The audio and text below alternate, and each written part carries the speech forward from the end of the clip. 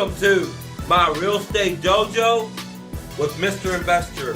Gang, I'm Mike, as you already know, and today's subject is about subject to versus a wrap.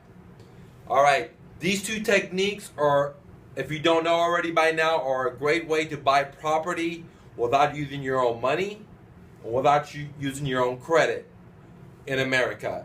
So once again, you're able to buy properties using creative financing, and I'm going to dive in here today right now, explain the major differences between a subject to and a wrap. When I was younger, these two ideas were very similar, but they're really actually very different, and I really want to take the time to be able to explain to you guys what is a subject to and what is a wrap and what are the major differences.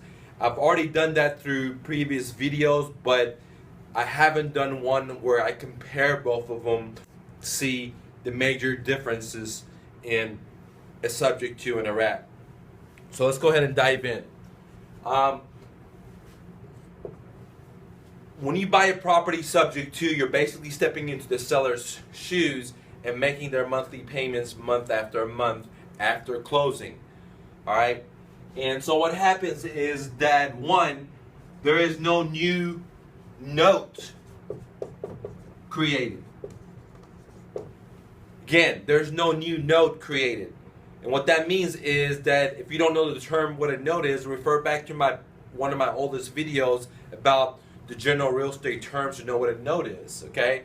But there's no new note created, okay? Number two thing that doesn't happen in a subject to is DOT. All right. DOT stands for deed of trust.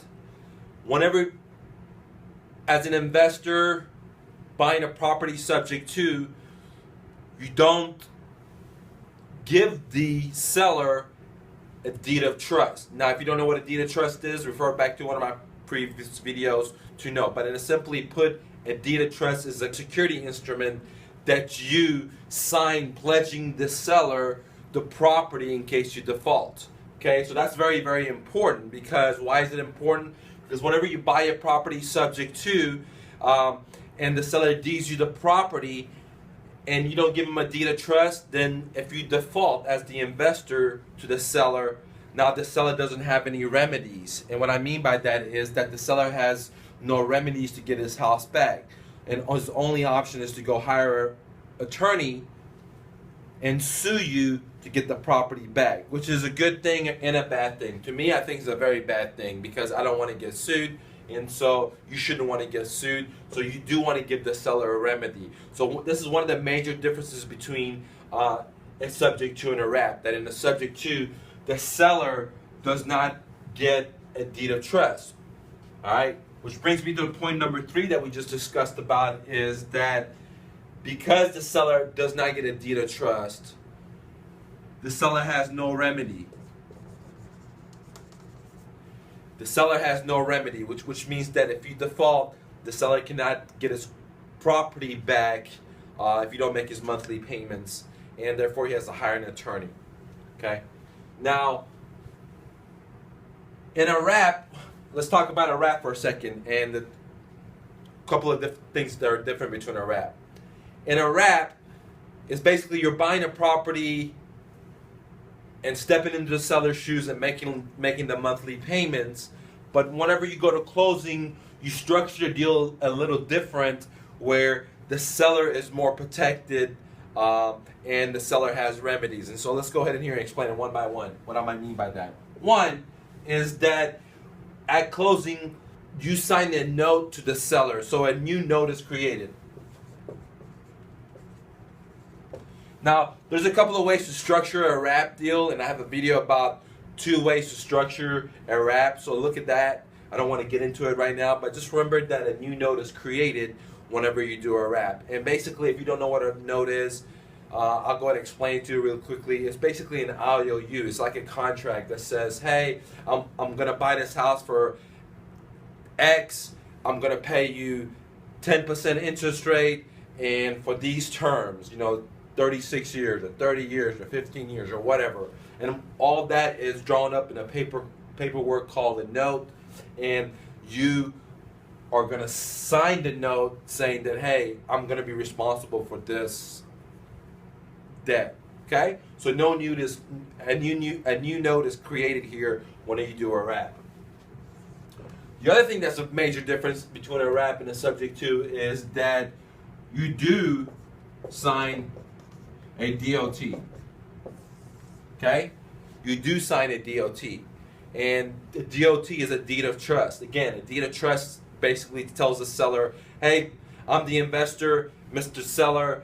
I not only going to sign a new note with you that says I'm going to pay X dollars for 10% interest for, X terms or Y terms, but also I'm going to sign this deed of trust, which is a security instrument that I'm going to sign, and I'm going to pledge this house in case I default, in case I don't make the monthly payments to you. You could just call up the trustee or the attorney, and you guys could foreclose on my property or on this property that I bought from you, okay? And so the seller is protected a lot better. They have a remedy, so they're not going to sue you. They're just going to go ahead and take the property, which brings us to number 3, which is that the seller has a remedy. Okay? In this situation, if you default, the seller, if he goes to a different attorney and says, hey, I want to sue these guys, and they look at the deed of trust and the note, the paperwork, and the lawyer's going to say, hey, you do have a remedy. You could just go ahead and call the trustee up, file for a foreclosure, and take the property back. If the seller wants to get their property back in a wrap, all they have to do is contact the trustee, and the trustee will file for a foreclosure. In a subject to, if the seller wants to get the property back because the investor has defaulted or has not made the monthly payments, the seller cannot just go take the property back or call a trustee because there was no deed of trust.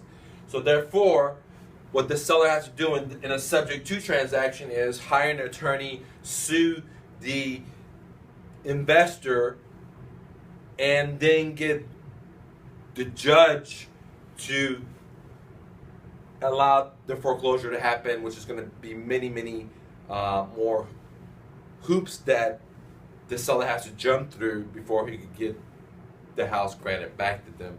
Where if they had a deed of trust, if the seller had just sold it on a wrap, it would have been a lot faster process, less expensive process for the seller. So in a nutshell, when I do subject twos or wraps, I prefer wraps over subject twos, is because I like to protect the seller and put them in a better positioning, and I know that I'm going to do what I'm going to say, so I don't have to worry about defaulting. If I told somebody I'm going to do something, then I do it, and therefore I showed them that, hey, I'm going to put you in a safer situation, and there's more reason for you to trust me and go with me, because if I default, you can easily take the property back or this way, and so in a nutshell, from my past experiences, I like wraps better than the subject to. They're both great. They're both a great way to buy properties and build wealth, build cash flow. Instead of looking at what you don't have, what I really need you to do is look at what you do have. For example, if you just know how to speak English, if you know how to add, if you know left from right, if you have some family here, some friends here, you went to high school here, if you have a car, if you have some gas in your car, if you have the internet, if you have a library card, just a library card, look at all the things you do have, if you have your legs and arms and ears, okay? So I want you to focus on what you do have. Yes, I know it's hard out there. I'm out here grinding 7 days a week. I work every day. I know it's hard out here. I know how hard it is to start something out of nothing, okay? But trust me, you can do it. This is America. This is the land of opportunity, and you're here. So make it happen for yourself. Go out there, take action. Don't listen to the naysayers. Don't listen to people that tell you you can't do it. If it's your friends, if it's your family, if it's the media, if it's whoever, okay, the professionals, don't listen to that.